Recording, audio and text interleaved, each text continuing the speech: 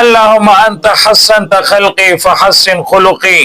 یا الله زما دا قد او قامت ته بهترین طریقې سره پیدا کړی دی، خدای زما اخلاق هم مزیدار کړي. مونږ د ظاهري لباس خیال ساتو، د ظاهري جامو خیال ساتو، د ظاهري سیرت خیال ساتو، د صفای خیال ساتو، لیکن د اخلاق طرف ته زمونږ میلان نشته دی چې انسان په جامو سره ښکلی نه ښکاري، انسان په صحیح مخ سره په پاک مخ سره او دا شان نورو څیزونو سره دی دومره حسین نه ښکاري څومره چې دا انسان په اخلاقو سره حسین ښکاره کېږي.